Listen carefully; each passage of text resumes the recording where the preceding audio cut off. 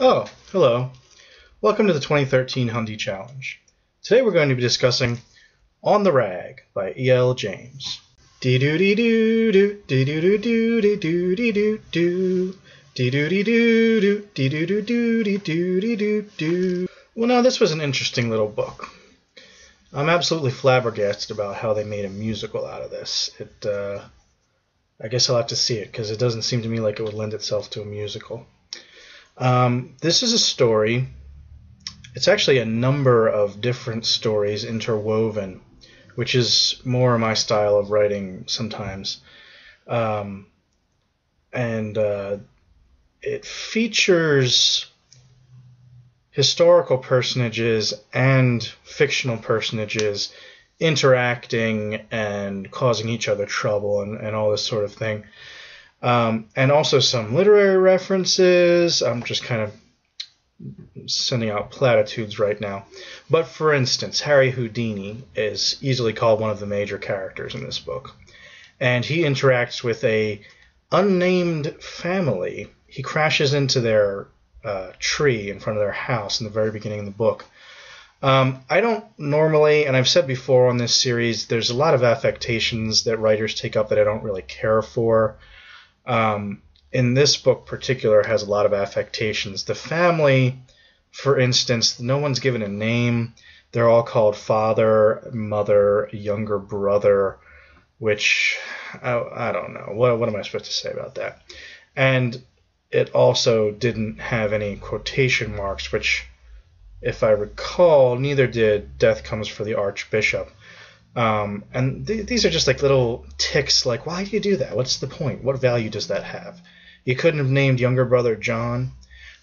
But that aside, this was not especially distracting because it was relatively elegantly written, relatively simply written.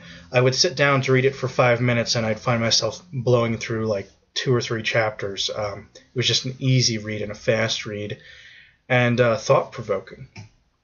And the main thrust of the story, which at the beginning seems very disjointed. Like I said, there's historical characters. There's J.P. Morgan. There's Henry Ford. And then there's all these fictional characters. There's this broke-down Jewish immigrant called Tate and his daughter. And then there's the main family, which is a richer... I guess at the time we'd have called it native. Anyway, they've been in America for a couple of generations now, and it all seems kind of disjointed and jumbled at first.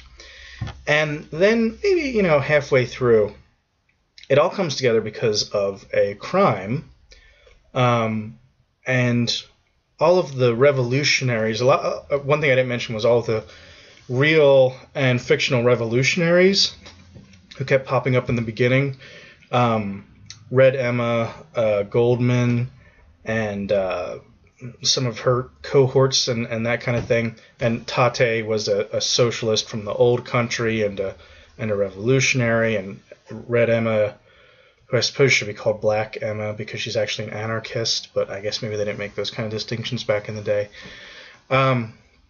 Towards the center of the book, the ragtime player, I suppose, of the title, Coalhouse Walker Jr., who's a black man, he's accosted in the way that, black men often were back in these times, in the early 1900s, and he's accosted by a fire chief who demands that he pay a toll on a road that doesn't exist. He just says, give us the toll.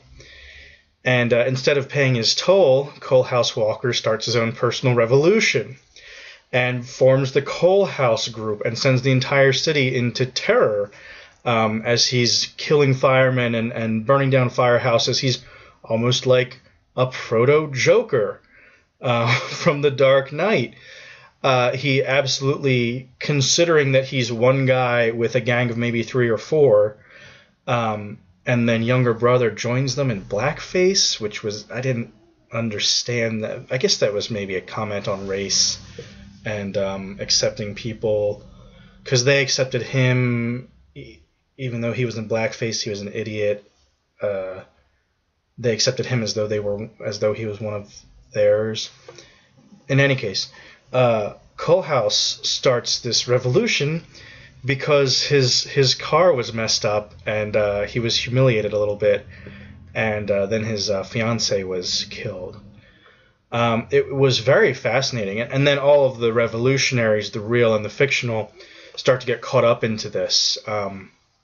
Younger brother ultimately leaves the Kohlhaas group to go join the Mexican Zapatistas, where he's killed, and Emma Goldman is just kind of arrested on suspicion of inciting the Kohlhaas group.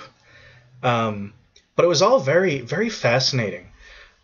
Just as a portrait of that time period and the radicalization of the inner cities, and as a look at one man's personal, just kind of vendetta, how that can lead into a revolution, and what's the difference between actual revolutionaries with actual grievances and people who have just been pushed to the brink. It kind of analyzes a lot of these different things, like why did Kohlhaas do what he did? Why did Red Emma do what she did? Why did Younger Brother do what he did? And ultimately, why did the existing hierarchy of J.P. Morgan and Henry Ford and the City Fathers and the DA, why did they react the way they did? It's kind of fascinating. Thanks for tuning in.